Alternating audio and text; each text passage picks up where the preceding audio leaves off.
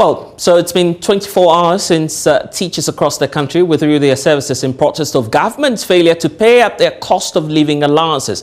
Joy News checks reveal pupils at some of the basic schools here in Accra are already feeling the pinch of the absence of their teachers. Some of them were spotted loitering around their school premises, while others formed some reading groups to while away some time. Joy News' Tasha Michelle has been engaging some of these pupils here in Accra New Town, Experimental 2, and also the Ejaveng Memorial School here in the capital. I want the government to pay our teachers so that they can teach us. The teachers are on strikes. I want the teachers to teach us so that we can be happy. We didn't know that the teachers are on strikes. Well, so we're reliably informed that the Education Ministry, as we speak, is currently engaging with teachers to reach an agreement. But while we wait for the outcome of that meeting, the teachers have made it clear that they will only return to the classrooms if government pays them their 20% in terms of the basic salary as cost of living allowance. Mark Crunchy is the General Secretary of the Teachers Educational Workers Union. This concern now. We have always talked about this salary disparity among public sector workers. How can it be that some section of the public sector workers got last year and this year more than 45% and others are getting 4 and 7%? It is unheard of. And therefore we have called, and it is not today that we are calling for the review of the single spine pay structure. It has to be reviewed, and it has to be reviewed immediately. Now, the meeting on Friday, we saw it as an attempt to water down the request, because that is what government will always do. They will call for a meeting, and they will say, because we are engaging, you don't have a right to embark on a strike action. We saw far in advance this move, but we think that it is time, because we have waited for too long. Some of us started calling for this COLA way back in February 2022. Before May Day, we issued a statement, and all this while, no single invitation came forth. And that is why we think that we have gotten to our wits' end, and therefore we must make this declaration. As for the IMF and its what we call it, ramifications and conditionalities, that is not what we are looking for. There is already a lot of mismanagement in the system, which when corrected, there will not be any need for the country to go for IMF bailout.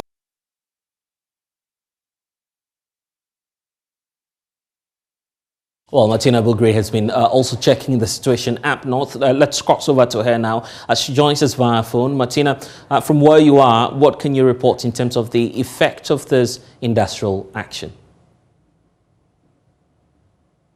Martina, if you can hear me, I'm just asking about the effect of today's industrial action. It was declared yesterday. At least we know that it's taking effect today. It's been very severe in the Tamale metropolis, because the schools, by 10 o'clock, all the schools that I had visited were under lock and key. The only people you would find is either the security man or passers-by. And on some campuses, it was very quiet. All you could hear was the chirping of birds. So literally today, most children who came to school had to go back home early. It was totally complied. Most of the schools complied. No single school did I visit that the teachers were there. The children were left to their fate. You either stay on campus or you go home. And so literally most of them went home, just a few. But by 10 o'clock, when I went back to most of these schools, it was empty. And yesterday as well, that directive came through from the ministry, or at least the Ghana Education Service, indicating that the schools were not going to be shut down. Have you engaged some of the officials up north on what measures are being put in place to at least ensure the safety of these students who are still on campus? What they said was that they had anticipated they would go on strike, and so some knew that they were not supposed to come to school. But those who didn't know and came, they were there to tell them to go home. And once they had done that in the morning, they didn't really stay to see what will happen next. But then, are there any clear guidelines as to what parents can do, or perhaps what the Ghana Education Service, in terms of the modalities they're putting in place to ensure order on campus? At least the teachers are not there, which means that the students are being left to their fate. Now, what they are saying is you don't have to even come to school. So the few parents I have spoken to said that once they know that their teachers will be on strike, all they would need to do is just pay attention to news and other items that would come on air to be able to tell when the strike will be over. At least now they know that there's a strike action and there's nobody on campus to take care of their children. And for the community where you are, how many are you able to tell in terms of the impact on students? How many schools perhaps have been affected as a result of this? Tamale Metropolis is one of the biggest metropolis in the country, and so you can have up to 300 schools, public schools in the metropolis, and all these schools are currently at peak. Nobody's in school. Wow. How about the municipal and local authorities? Because we know that some of these schools that we're talking about now fall within their purview or control. Have you heard from any of the district officials, be it the chief executive or perhaps the mayor of the area? We try to get in touch with the Tamale Metro education director. We are told that has been transferred, and the next person is yet to take over. That's the understanding I have, and so you are unable to speak to anybody at the education office. But literally, once it's a nationwide issue, the teachers are looking up. The leadership say that we would be on strike, they would comply, and they would not listen to any suggestion or any other directive that would come unless their national executive gives the direction. And what more are we finding out in terms of the reactions from the parents as well? Obviously, they should be concerned about this. Parents are disappointed. It has to get to this stage where teachers would have to go home. They think that already they do not have enough time to teach. And so it's already impacting negatively on their wards, and they would have to go and sit home again, not knowing when they would go back to school. They think that government so that they can go back to school. Now, what parents said, they came, the first week was literally for cleaning, the second week, and then just when they just the various zonals they have done to the final the regional level, they have to go home. And so literally, he says that his ward, he believes, has learned nothing. And so they should begin to talk, address the concerns, and get the teachers back to class. Anyway, I'm grateful, Martina. Let's speak to Nanaya Ojima, who's also been monitoring the situation for us. Nanaya, what bring us up to speed with what's happening where you are? How much of an effect has it been on not just the schools, but also parents as well? They would have to deal or find a way of keeping the students or the pupils learning at least. And what more are you gathering from the area where you are? So, Blessed, at the moment, I just finished my tour to some of the schools in the Oporikum municipality, and at 2 p.m., all the schools within the municipality had to close down, had to close because that is the normal closing time for schools in the municipality. Now, it is uncertain if tomorrow these students will come to school because now the decision lies in the parents and their wards whether they will come or not. Because as for the head teachers, they tell me that they've been instructed to keep the classrooms open. So tomorrow the head teachers will be there to ensure that these classrooms are opened, and if any students should come in, they will also ensure that these students are protected. But some of the parents are very not happy with the current situation because they had made their plans for the week, and that do not include their wards staying in the house. So it means that they will have to find a safe place to keep their awards as they go about their duties. So that will be a major challenge to many of the parents in the municipality or in Kumasi in general. And parents with their awards at the second cycle level are not happy because of the double track system. Some of these parents had their awards home home. They just resumed it's been about 4 weeks since these wards resumed school, and now they would have to come back home, or they will have to stay in school and do nothing in terms of academic work because of the present situation. So most of the parents believe that this is going to reduce the contact hours that their wards will have with the teachers, because very soon they have their wards in the second and third year, who will very soon be sitting for the WASI and other examinations. So they would need teachers in school to help their wards, but unfortunately, due to the present order, they will lose the contact hours that they were expecting. So parents believe that it will have a toll on the education of their wards. And a lot of the parents, I must say, do not have, they are not expecting these teachers to be back soon because, according to the parents, we all know the present economic condition of the country and the situation that the government finds themselves in. So it will be difficult for the government to fulfill the demands of these teachers. So they are expecting a very long strike period.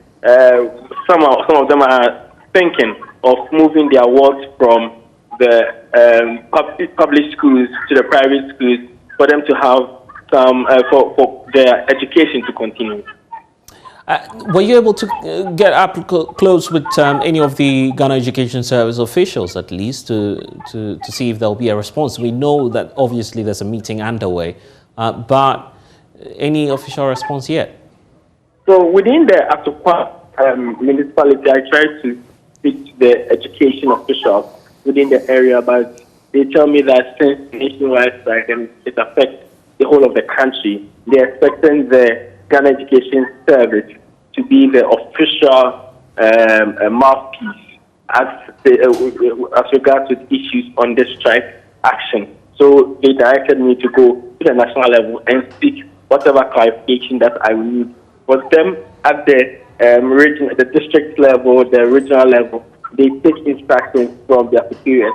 So whatever instruction that is handed over to them, they will ensure that they carry through. For instance, they were supposed to open the schools today for academic activities, and that is what they follow through. So they will continue to go by the directive that is issued at the national level. For them, they do not have anything to say yet.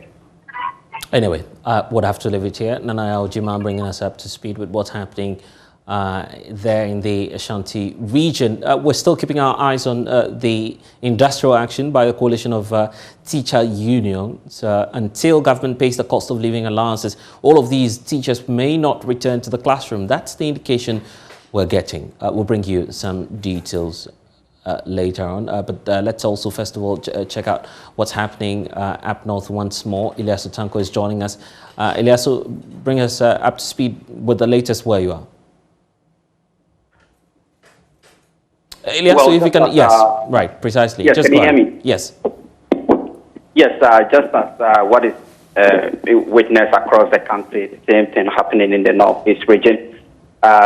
This morning, the children went to school with the usual anticipation of having their routine academic activities. Unfortunately, when they got to the schools today, they were greeted with empty classrooms as their teachers. And so the children had the day all to themselves, playing outside their classrooms. I visited a number of schools in the regional capital, America here, and some of the schools, actually, the teachers didn't come to school at all, didn't report at all, but the others, that the teachers only come to give information or to tell the children to go back home because of the limited access of telecommunication. Most of the children didn't hear the news yesterday that their teachers had declared strike, and so they came to school today. So some of the teachers actually went to school basically to ask the children to go back home. And in a number of schools that I've visited, including the Gambaga Girls Senior High School, where I met with officials, they told me that the strike action was in full force in the school.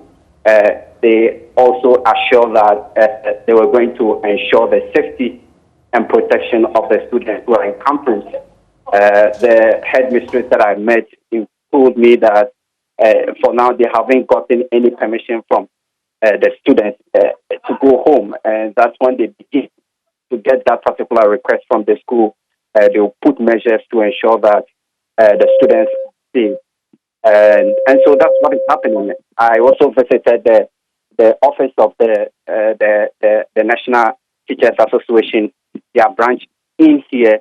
The officials were not there to comment, but my sources at the office told me that they have appointed monitoring supervisors to go around the school to ensure compliance by their members. All right then. Ilyasu Tanko, Northeast region, that's the picture, particularly of what's happening on campus now. Let's get to the Volta region. Ivy Setoji is there for us. Ivy, was the situation any different from what we're hearing from all the northern parts and parts of the Ashanti region as well? What can you tell us? Not at all. I visited some of the schools in the region, especially in the whole municipality, and then we realized that two children were all in school. Most of them were in school. Same applies to the senior high school. I went to Hokodi A and B, and then the Dome basic school, EP basic schools as well. And then the two children were there playing, and we saw the headmistress and some of the teachers, about 5 of them. According to the headmistress, she said it was necessary for her to be on campus at that time to monitor or to supervise the children to make sure that they are safe. And that was the reason why she was there. So she was going to be there until the children goes home. And when I went to the other school, that's Bokoji B, I saw only one teacher who wouldn't speak to us on camera. So I spoke to some of the children. Some of them said they didn't hear about the strike. They got to school before they realized that there was strike. Some of them also said they had, but they wanted to come to school and study on their own. Some also said they didn't have money to go back to the house, so they were waiting for their taxis to pick them back. So they were going to wait until the taxi drivers get to the campus to pick them. Right. And one particular girl said they should, government should make sure they pay the teachers or whatever they are looking for so they can come back to campus. Today there are lots of activities like reading festival among 23 basic schools in the municipality.